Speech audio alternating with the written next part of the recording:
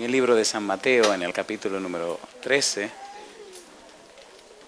San Mateo capítulo 13, versículo número 34 y versículo 35, estamos trabajando con las parábolas de Jesús.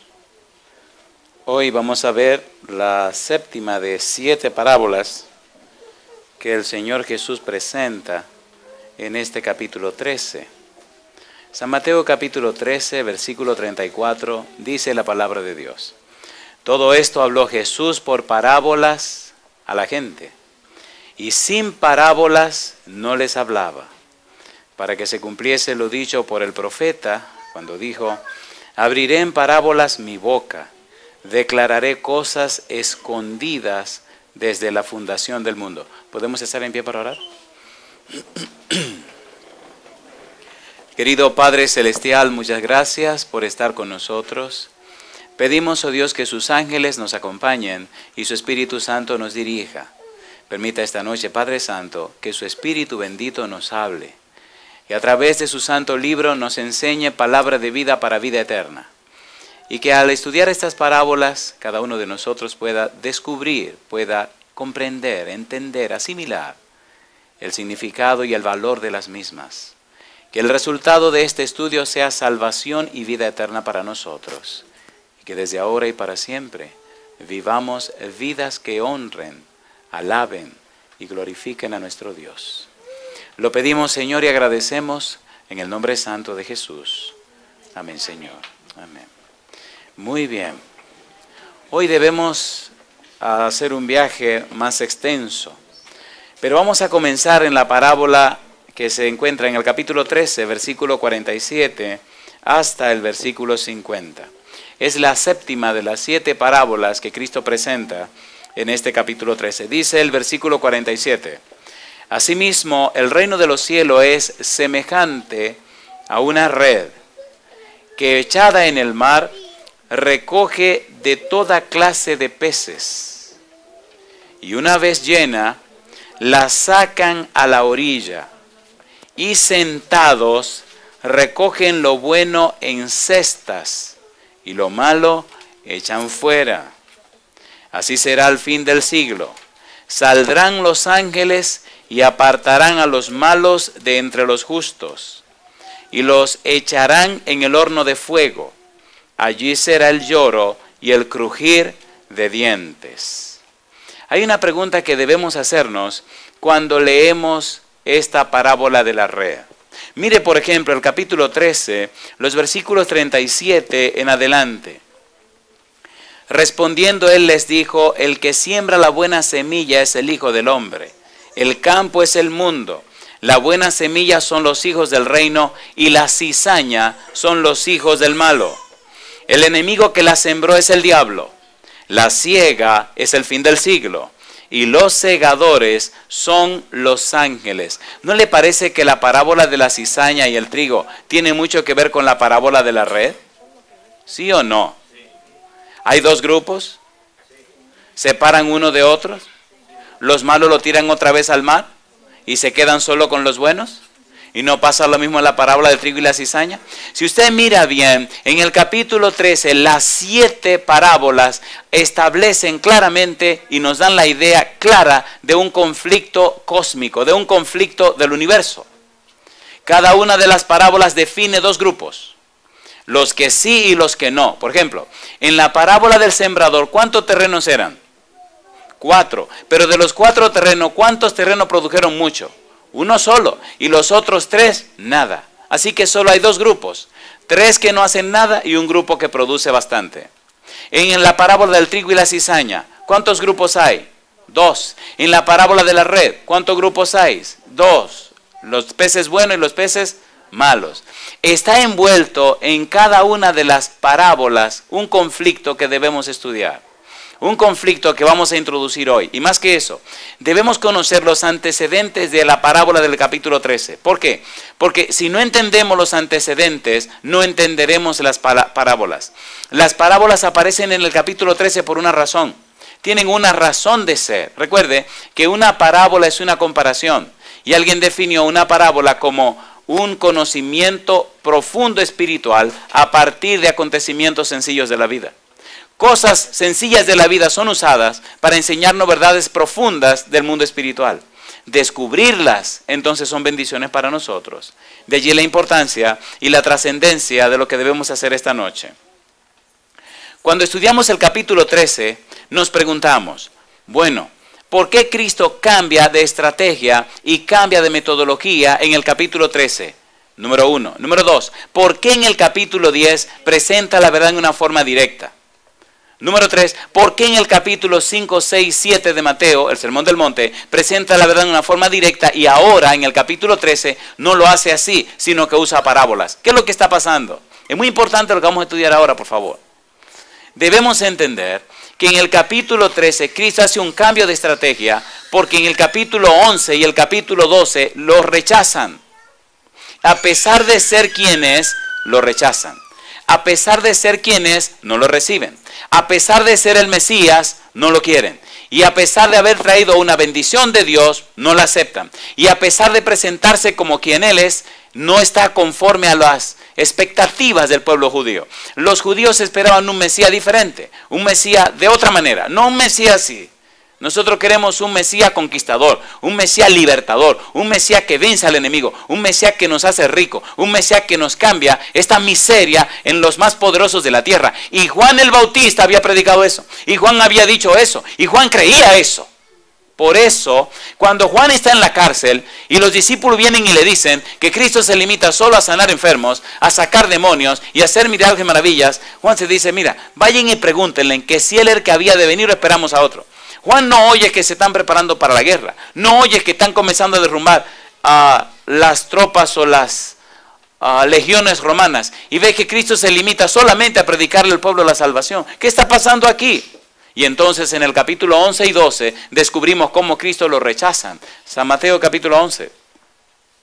San Mateo capítulo 11 versículo 12 en adelante. Mire usted lo que dice. Tenemos que entender este conflicto para entender el 13 y entender el porqué de las parábolas.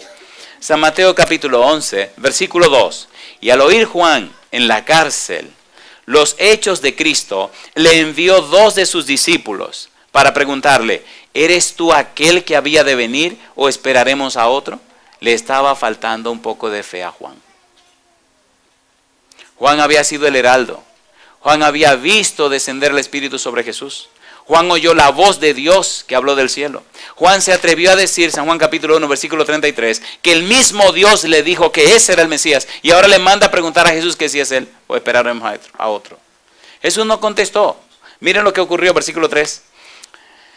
Y el 4, respondiendo Jesús les dijo a los enviados, id y haced saber a Juan las cosas que oís y veis. Los ciegos ven, los cojos andan, los leprosos son limpiados, los sordos oyen, los muertos son resucitados y a los pobres es anunciado el Evangelio. ¿De dónde estaba sacando Jesús esas palabras? Si usted lee Isaías capítulo 35, versículo 4 al 6, encuentra exactamente esas palabras que haría el Mesías. Y si lee Isaías 61, versículo 1, exactamente anunciaba que el Mesías vendría a hacer esas cosas. ¿Qué le está diciendo Jesús a Juan? Díganle a Juan que exactamente lo que se anunció de mí es lo que yo estoy haciendo. Que si las expectativas que ustedes tienen de mí son de otra manera, eso es problema de ustedes. Yo estoy cumpliendo con las expectativas bíblicas. Una pregunta le hago a usted. ¿Verdad que es mucha la gente que tiene creencias en Dios, pero no están basadas en la palabra de Dios? ¿Sí o no?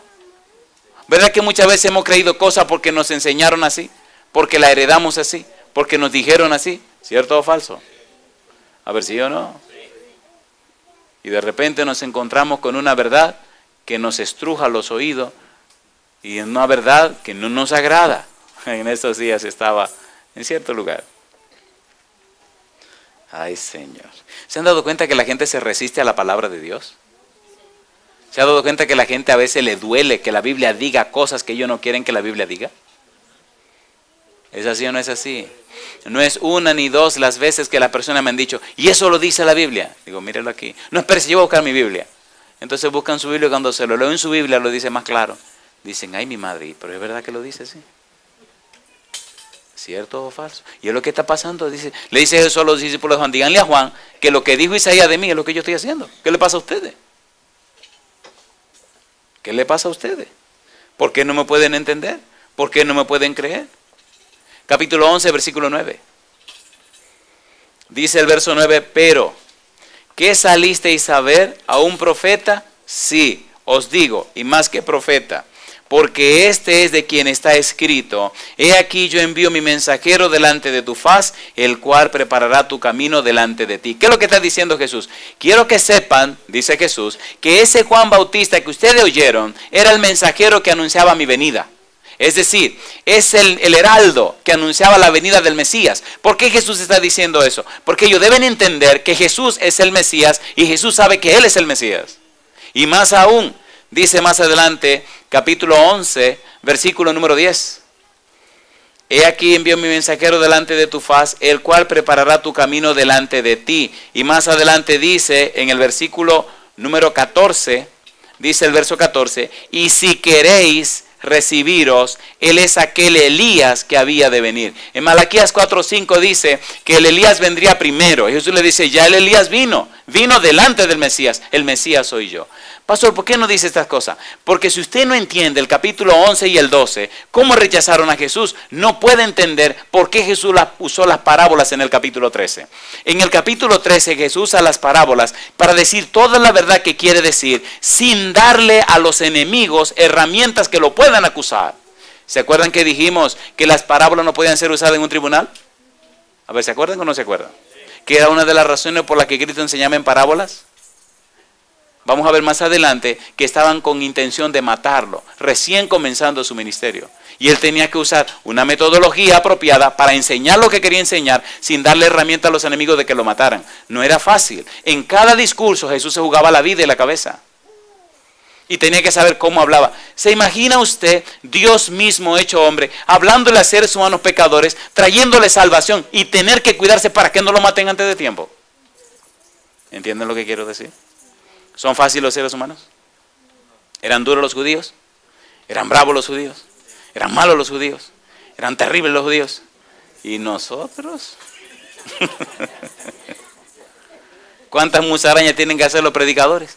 ¿Cuántas cosas tienen que decir para que usted se quiera salvar? ¿Es así o no es así? ¿Cuántos hermanos no tiene uno que predicar para que usted se quiera salvar? Oiga, pero qué cosa, ¿eh? ¿Es así o no es así? Y demostrarle, y presentarle, y decirle, y explicarle, y oiga, buscarle todas las cosquillitas, a ver si usted le encuentra la cosquillita. Y algunos ni cosquilla tienen. No, sencillamente no están interesados en salvarse. Estaba en un lugar determinado, en una parte del mundo que no hay ni que decir dónde. Y había una persona muy rica, de muy buena posición, que vino por curiosidad, nada más vino por curiosidad. Veía en la televisión que se anunciaba, en la radio se anunciaba, la prensa lo anunciaba, y carteles y cruzacalle por toda la ciudad. Y dice, yo quiero ver quién es esa persona. Y vino por curiosidad, y se sentó un día, una noche por curiosidad. Vino simple curiosidad, con unos jeans, con unos tenis y un suéter. Curiosidad. A la noche siguiente vino por curiosidad, pero con un traje. Y toda la semana vino por curiosidad, y se sentaba en la tercera fila, tercera fila a la izquierda. Y una noche, por curiosidad, le dijo al pastor que quería que lo bautizaran. Y por curiosidad lo bautizamos también. Y por curiosidad es un cristiano para la gloria de Dios. Permítete que vengan muchos curiosos, que quieran conocer más acerca de la palabra de Dios. Capítulo 11, versículo 21. No solamente rechazaron a Jesús la gente común del pueblo, sino que hubo ciudades como Corazín y Betsaida que rechazaron a Jesús, que no lo aceptaron. Y no es eso solamente, sino que la ciudad de Capernaum, la que llamaban la ciudad de Jesús, también rechazó a Jesús, no lo aceptó, no lo quiso, no lo aceptaron. Y usted se queja porque la gente no lo acepta y no lo recibe. Pero si así rechazaron a Jesús. Si lee el capítulo 11, los versículos 21 en adelante, encontrará ese rechazo que hicieron a Jesús. Pero aquí viene la parte dura donde me quiero detener. Capítulo 12. Los fariseos rechazaron a Jesús. Versículo 2.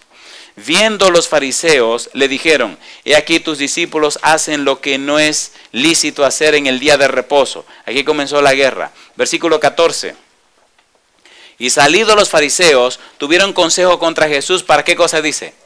Para destruirle. ¿Quiénes eran los fariseos? Miren, existían los fariseos y existían los escribas. ¿Los fariseos y quiénes? Y los escribas. Los escribas, así mismo como dice, eran los que escribían la ley. Y los fariseos eran los maestros que enseñaban al pueblo. Si los maestros que enseñan al pueblo rechazan a Jesús, mi pregunta, ¿van a recomendarle al pueblo que oigan a Jesús? No, todo lo contrario. Entonces, ¿quiénes estaban impidiendo que la salvación llegara al pueblo? Los fariseos, los maestros. Recuerde que estamos hablando del conflicto cósmico. Lo que estoy diciendo con esto es que aunque Jesús es Dios que se hizo hombre, que aunque Jesús vino a traer la salvación a la tierra, había un poder maligno y perverso que estaba trabajando en la gente para que no aceptaran a Jesús. ¿Cierto o falso? ¿Sí o no? Y le hacían la vida imposible a Jesús y trataban de impedir que Jesús pudiera enseñar. En los capítulos 5, 6 y 7 de San Mateo, Jesús presenta lo que se llama el Sermón del Monte, el discurso maestro de Jesucristo. Las reglas del reino de la gracia. En el capítulo 10, Jesús presenta un discurso y un sermón claro y directo. Y eso trajo una reacción tan negativa, una reacción tan contraria, que en el capítulo 13 tiene que cambiar la estrategia. Ya no puede hablar de esa manera. Ahora tiene que cambiar la forma de presentar la verdad.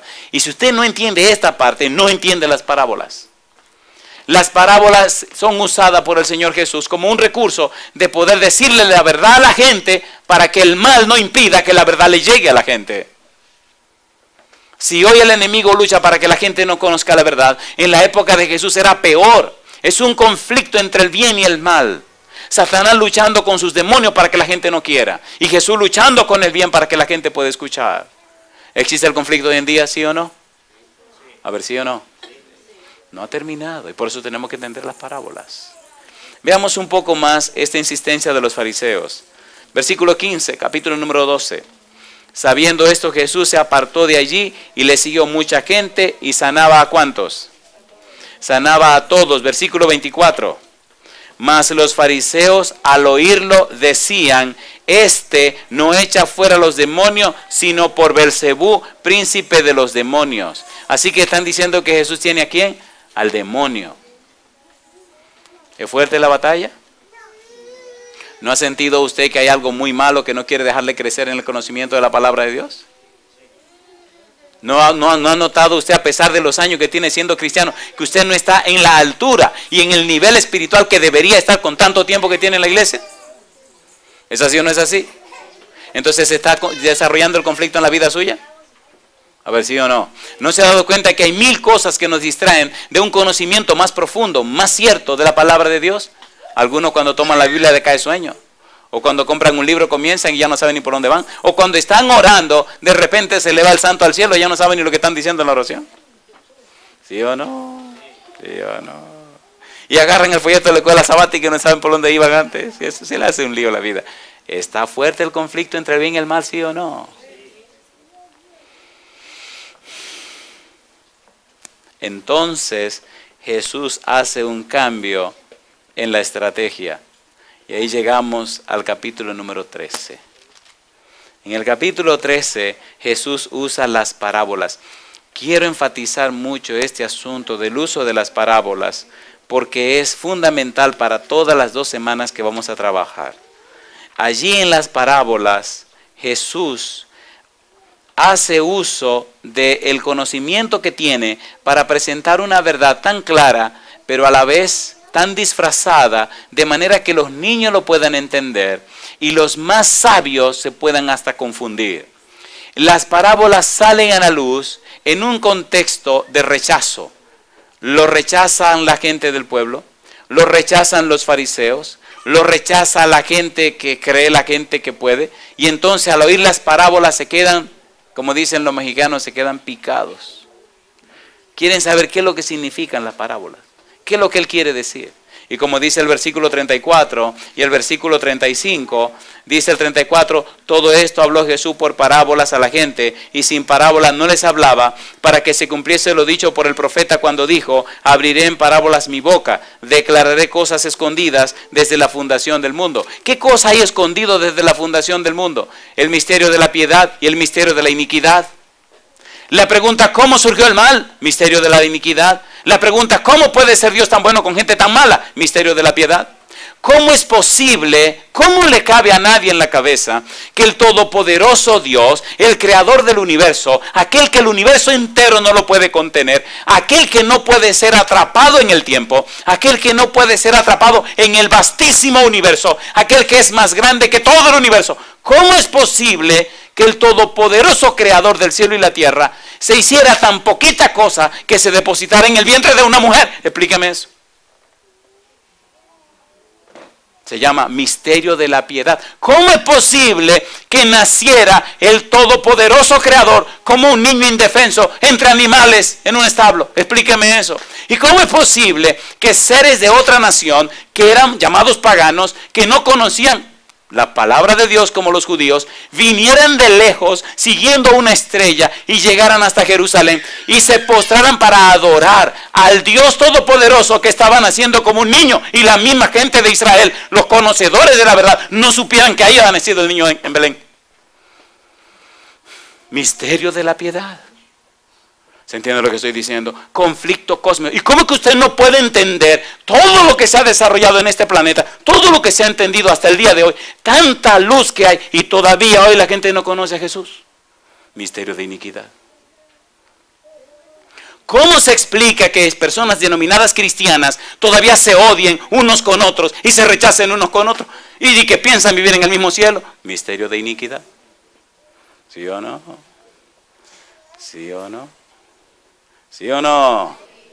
¿Verdad que cada día hay más cristianos en la tierra? Ajá, ¿y por qué impera tanto el mal? ¿Verdad que cada día hay nuevas iglesias y más supuestos cristianos en todo el mundo? ¿Y por qué el mundo se está yendo a pedazos? ¿Qué pasa con esos cristianos? ¿Cómo es que el mal impera tanto cuando cada día hay más cristianos? Misterio de iniquidad, conflicto cósmico. ¿Es así o no es así?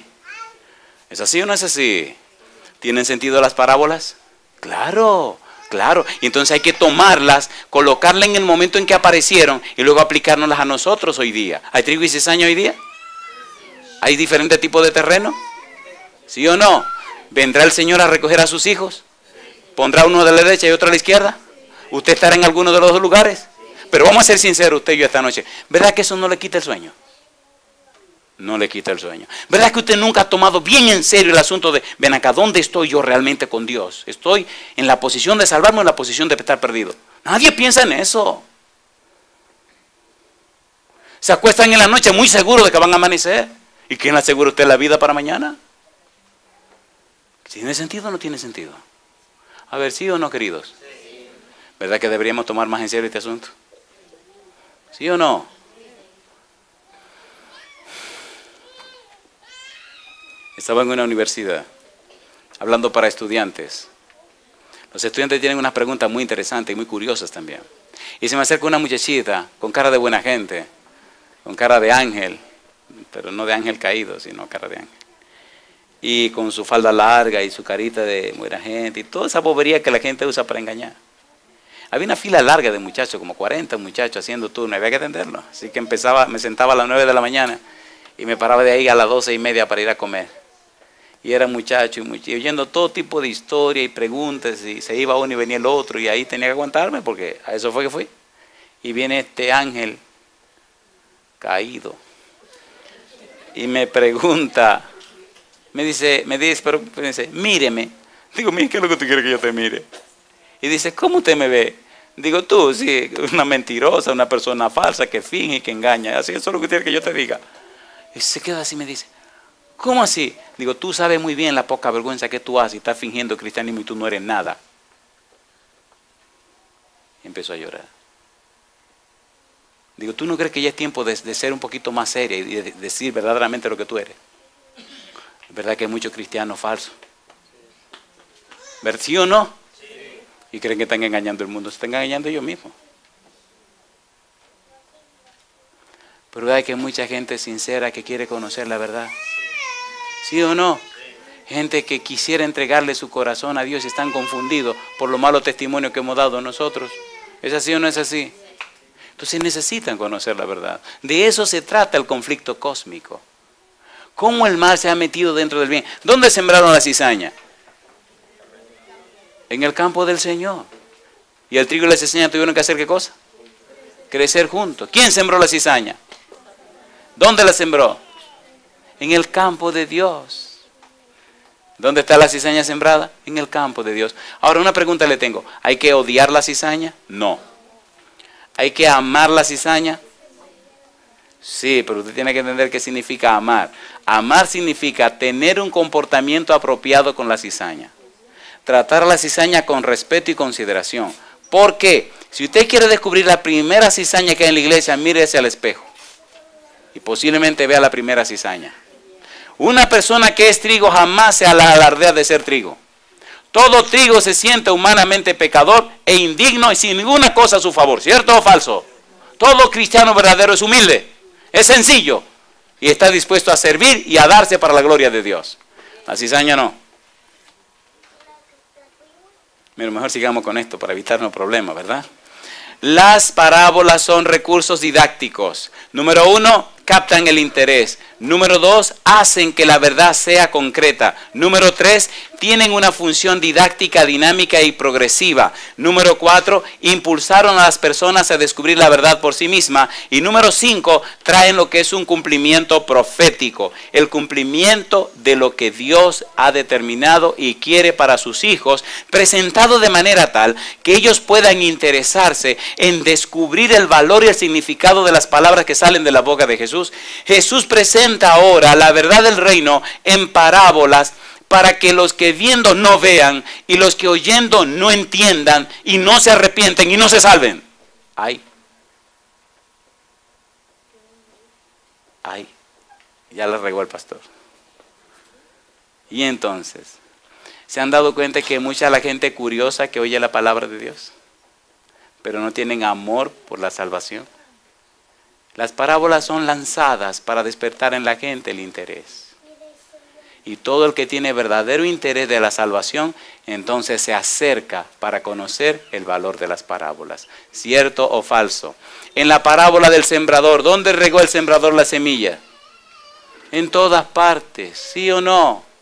En todas partes. ¿Cayó semilla junto al camino? ¿Se la comieron las aves? ¿Cayó semilla entre pedregales? ¿Se ahogó cuando el sol afloró? ¿Cayó semilla entre los espinos? Se ahogaron con el, pero la siguió regando. ¿Sigue el Señor regando semilla por todas partes a ver si se germina en algún lugar? ¿Sí o no? ¿Verdad que muchas veces la semilla cae en lugares donde jamás se pensó que iba a germinar y produce 100 por 1 y hace maravilla esa semilla? ¿Sí o no? Es semilla de Dios. Semilla de Dios. Las cosas que Dios puede hacer, nadie la puede imaginar. Hacía 5 años que no iba a la República Dominicana. Había un muchacho en su casa viendo televisión y alguien le comentó, ¿sabe quién viene una semana para acá? ¿Quién? El pastor fulano de tal. No me diga, hace 5 años que no lo vemos. No, yo tengo 8 años que no lo veo. Ah, pues vamos a ir una noche a verlo. Sí, ok, para saludarlo, sí, vamos. Este muchacho tenía como 7 u 8 años que se había ido de la iglesia, se había puesto a hacer cosas que no convienen y bueno, se había divorciado y su vida era un desastre y fue a curiosear. Un tipo alto, tiene como 6'5 o 6'6". Y llega esa primera noche, cuando termino de predicar que salgo afuera, viene y me abraza y me dice, ay pastor, cuánto tiempo que no lo veía. Voy a estar viniendo esa semana para poder compartir con usted, sé que se va muy pronto. Le digo, ¿cómo no? Su abuela tiene 92 años. Es una mujer cristiana de fe y una mujer que ama la oración. ¿Y qué ocurrió? Al final de la semana, como para el jueves, él se me acerca lloroso y me dice, llamé a mi abuela y le dije que el sábado yo voy a arreglar mi vida con Dios. No sé lo que me pasó durante esos 6, 7 años. ¿Cómo es que yo estaba tan lejos de Dios? ¿Cómo es que yo estaba haciendo cosas tan raras? Si nunca en mi vida yo amé esas cosas.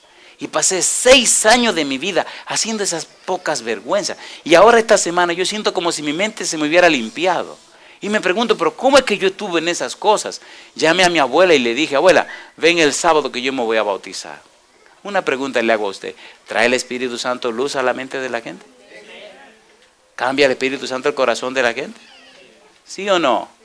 Pero la gente hay que exponerla a la palabra de Dios. A la gente hay que presentársela a la palabra de Dios. De allí la importancia de lo que estamos estudiando.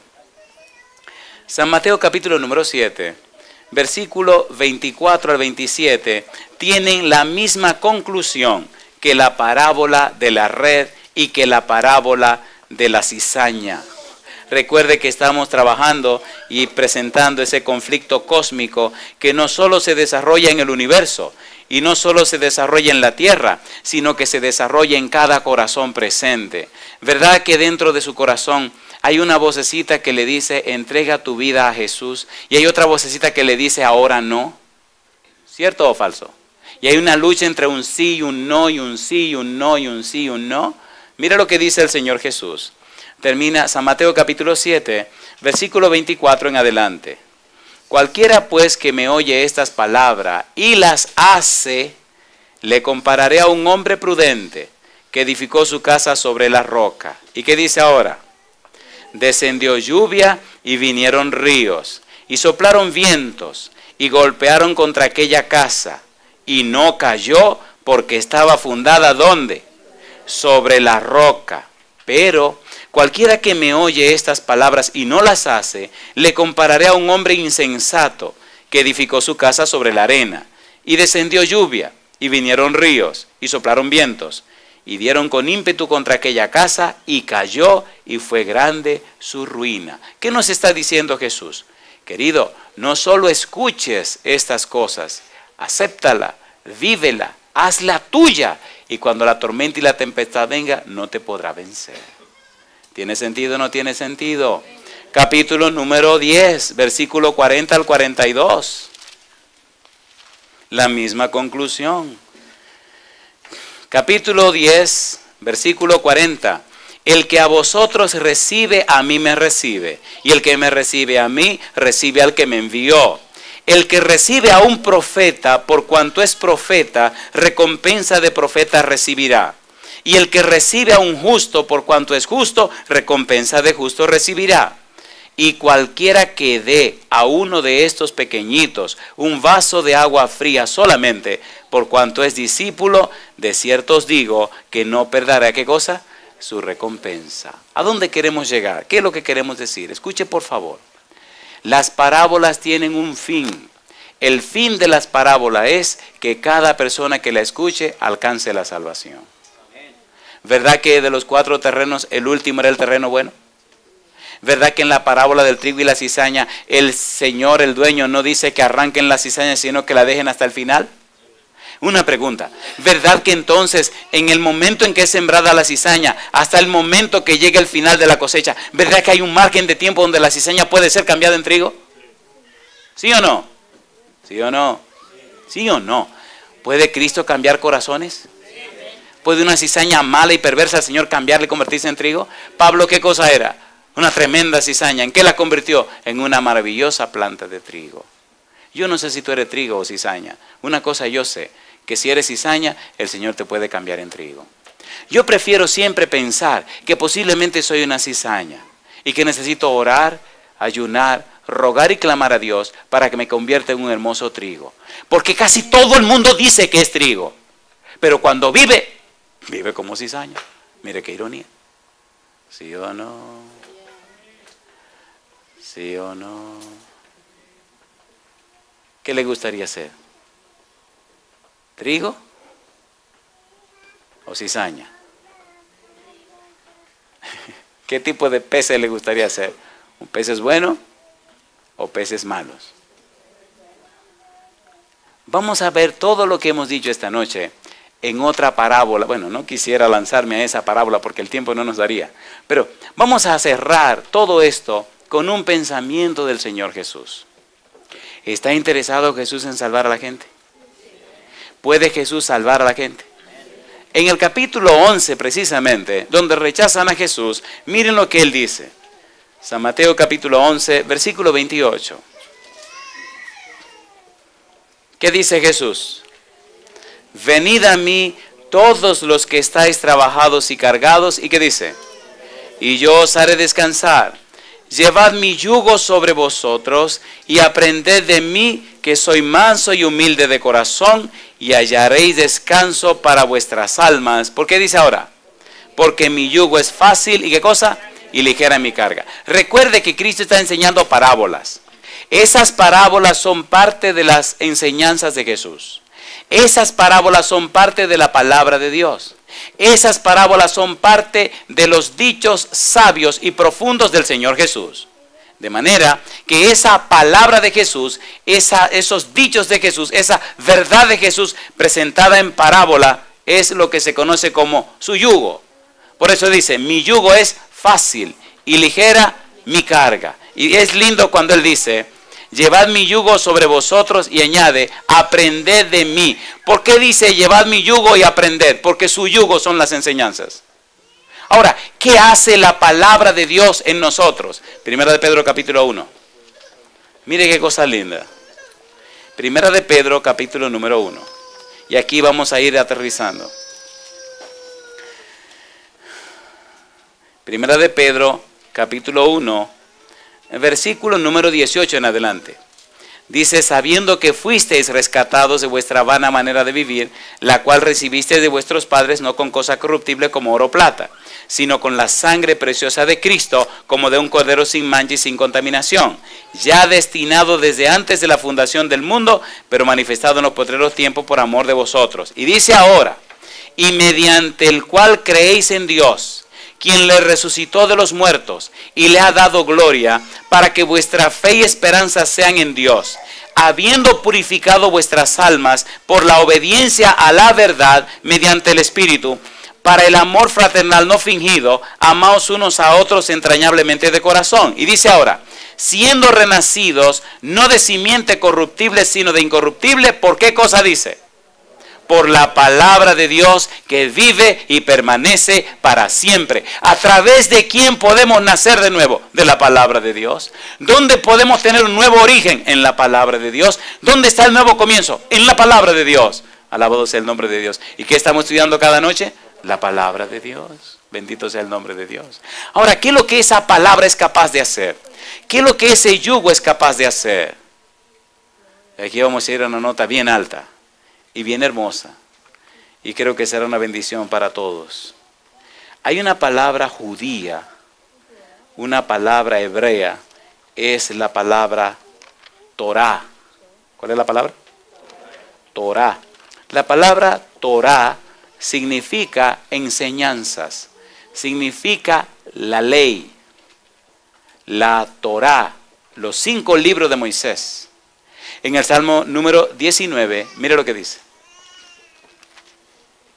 Salmo número 19. Mire qué cosa linda. Y ahora voy a pedirle, por favor, que por un instante nos aprendamos este juego de palabras. Salmo 19, versículos 7 al 10. En estos versículos pocos hay una profundidad de conocimiento maravilloso. Dice el versículo 7. La ley de Jehová es perfecta, ¿qué hace? Que convierte el alma. Escuche por favor. Cuando Jesús dice, porque mi yugo es fácil, ese yugo se refiere a sus enseñanzas. Ahora, esas enseñanzas, ¿qué cosas son? Su palabra. Esa ley de Jehová, esa Torah, no es solo los 10 mandamientos. Los 10 mandamientos son parte de la Torah. La Torah es las enseñanzas de Jesús. ¿Qué hacen las enseñanzas de Jesús? Dice, la ley de Jehová es perfecta. ¿Por qué cosa es la ley de Jehová perfecta?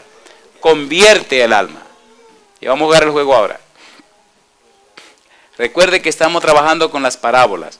Recuerde que Mateo decía que el Señor abriría su boca en parábolas para enseñar cosas profundas que estaban ocultas desde antes de la fundación del mundo.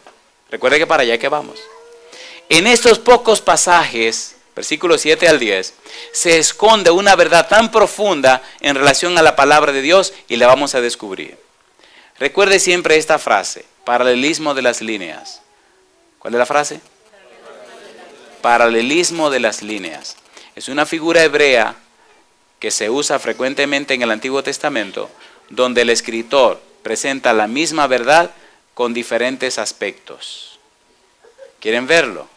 Mire su Biblia. Versículo 7. La ley de Jehová es perfecta. El testimonio de Jehová es fiel. Los mandamientos de Jehová son rectos. El precepto de Jehová es puro. El temor de Jehová es limpio. Los juicios de Jehová son verdad. Todo lo que acabamos de leer es la misma cosa. ¿Se entiende, por favor? ¿Qué es? La misma cosa. La palabra de Dios. La ley de Jehová, la Torá. Ahora, ¿por qué la ley de Jehová es perfecta? Y entonces explica, porque convierte el alma. La palabra nefes, la palabra alma, significa persona.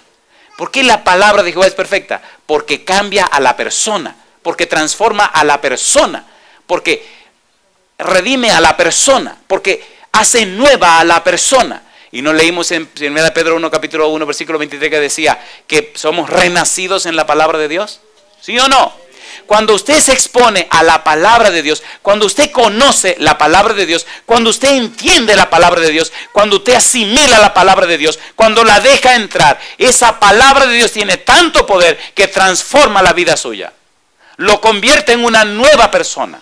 Le da un nuevo sentir a la vida. En el libro de Proverbios capítulo 4, versículo 18, la Biblia dice: porque la senda de los justos es como la luz de la aurora, que va en aumento hasta que el día es perfecto. ¿Cierto o falso? ¿Cambia la vida de las personas? Dice, la ley de Jehová es perfecta porque convierte el alma. El testimonio de Jehová es fiel, que hace sabio al sencillo. Los mandamientos de Jehová son rectos, que alegran el corazón. El precepto de Jehová es puro, que alumbra los ojos. El temor de Jehová es limpio, que permanece para siempre. Los juicios de Jehová son verdad, todos justos. Y añaden un increscendo: deseables son más que el oro, y más que mucho oro afinado, y dulces más que la miel, y que la que destila del panal. En conclusión, cuando las parábolas comienzan a salir de la boca de Jesús, es como una fuente de agua viva que sale para dar vida a los sedientos y a los hambrientos y levantar a los muertos y hacer de ellos nuevas criaturas. ¿Transformaron las palabras de Jesús la vida de mucha gente? ¿Sí o no? ¿Cuántos demonios tenía aquella mujer? María Magdalena tenía 7 demonios. ¿Los retiró Jesús? Pedro tenía un carácter irascible, un carácter rarísimo y feísimo. ¿Lo cambió Jesús? ¿Juan y Santiago cambiaron? ¿Sí o no? Sí. La pregunta esta noche: ¿se atreve usted a exponerse a la palabra de Dios para que lo cambie? ¿Para que lo transforme? ¿Para que lo convierta en un hijo de Dios? Es el valor de las parábolas. Quisiera usted, cuando el Señor venga, poder decir: he aquí, este es nuestro Dios, le hemos esperado y Él nos salvará. Quisiera usted estar en pie cuando Jesús venga y que le diga: bien, buen siervo fiel, sobre poco has sido fiel, sobre mucho te pondré, entra en el gozo de tu Señor. ¿Le gustaría escuchar esas palabras? Si le gustaría, póngase en pie conmigo. Cuando el Señor Jesús venga, habrá 2 grupos, así como dice la parábola. San Mateo capítulo 25 dice que habrá solo 2 grupos. En uno de los 2 grupos estará usted. Y me gustaría orar especialmente por los que van a estar en el primer grupo. Por el segundo grupo no. Dice el Señor Jesús a Mateo capítulo número 25, versículo 33, y pondrá las ovejas a su derecha. ¿Y ahora qué dice? Y los cabritos a su izquierda. Entonces el rey dirá a los de su derecha: venid benditos de mi Padre, heredad del reino preparado para vosotros desde la fundación del mundo, porque tuve hambre y me disteis de comer, tuve sed y me disteis de beber, fui forastero y me recogisteis, estuve desnudo y me cubristeis, enfermo y me visitasteis en la cárcel y vinisteis a mí. Entonces los justos responderán diciendo: Señor, ¿cuándo te vimos hambriento y te sustentamos, o sediento y te dimos de beber? ¿Y cuándo te vimos forastero y te recogimos, o desnudo y te cubrimos? ¿O cuándo te vimos enfermo o en la cárcel y vinimos a ti? Y respondiendo el rey les dirá: de cierto os digo, que en cuanto lo hicisteis a uno de estos mis hermanos más pequeños, a mí lo hicisteis. ¿Cuánta teología sabía esta gente?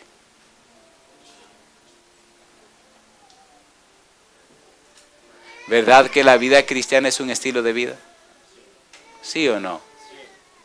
¿Le gustaría a usted dejar que el Espíritu repose en usted para tener un cambio en su estilo de vida? Miren, señores, no es asunto de religión, es asunto de relación. Hay mucha gente religiosa que se va a perder. porque fueron religiosos, pero no fueron cristianos. Se necesitan más cristianos. No hay que forzarse, es solo rendirse al Señor.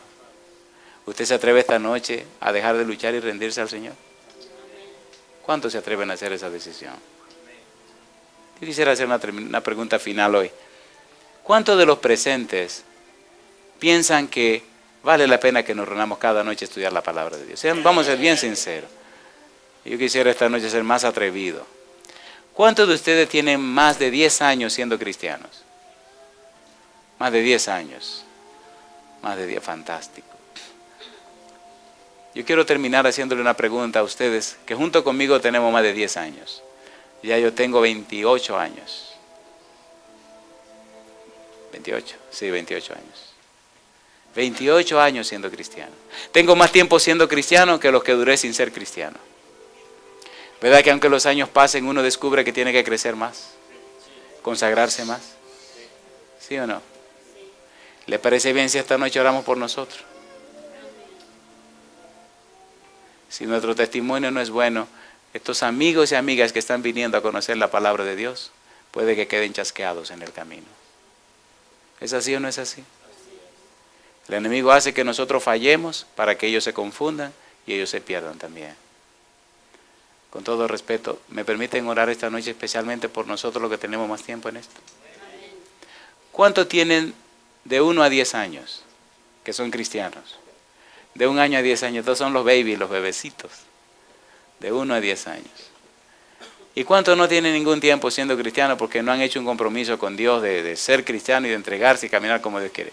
¿Cuántos no tienen ningún tiempo? ¿Pueden levantar su mano? Aquí veo 2 manos, allá veo otra mano.